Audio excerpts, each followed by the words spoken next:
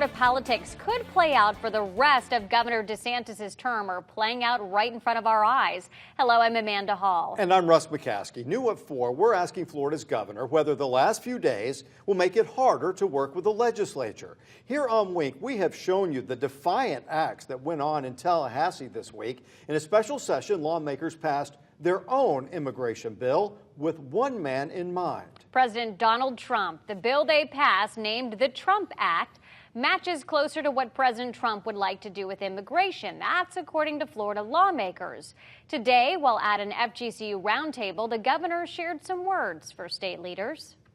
There's not a single Republican that I know in the state of Florida who's in elected office, certainly in the legislature, statewide, in the Congress, who has not campaigned vigorously against the Biden border crisis, open borders, and talked about the need to deal with illegal immigration. They all do that, right? And the issue is when you do that, is it just kind of hollow rhetoric just to get you into office, and once you get there, you kind of just forget about it and move on, or even sabotage efforts to have enforcement, which we've seen Republicans do in the past, and unfortunately we saw that last night in the Florida legislature? Or are you intent on delivering on the promises you made to the people that sent you to office in the first place? And it's been my guide that when I tell you I'm going to do something, I'm going to do it. Right. And I don't say it idly. I follow up and you get the job done. Wing News anchor Claire Galt was able to ask the governor several questions today. She joins us now in studio. So, Claire, did DeSantis have a clear answer for you about how to get through this rough patch? Russ, no. In fact, the governor is counting on you, the voters, to help him. DeSantis could not get through to state lawmakers himself, so he came to Fort Myers this afternoon, and he told people to call their representatives to send them a message that they are not happy with the Trump Act. The governor told me he will veto this bill, but when I asked him if he'll call state lawmakers back for a second special session, that answer was vague.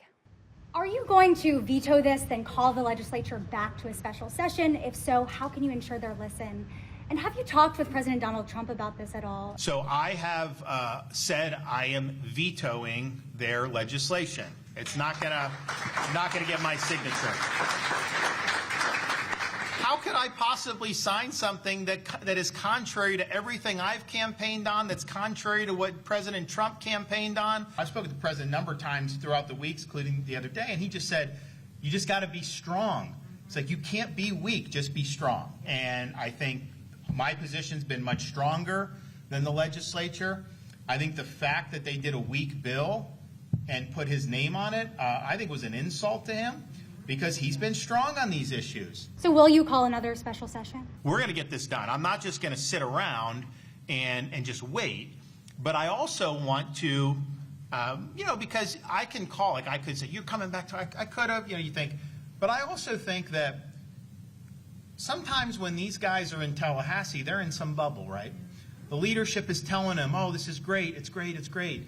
And they're kind of like, okay, I want the members to go back to their communities, and I want you guys to talk to your representatives and tell them what you think. Does this division change the way that you have to govern or do things moving forward? Does it make it harder to get stuff done? This is not about, I think a lot of the media wants to make it about, oh, this is the legislature fighting the governor, all this stuff.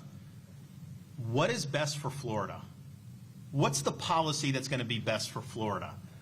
So to the extent there's division, it's because you have elected officials that are not following through with what they promise voters, and are quite frankly making it more difficult for President Trump to fulfill the mandate he has to enforce immigration laws, secure the border, and conduct this major deportation effort.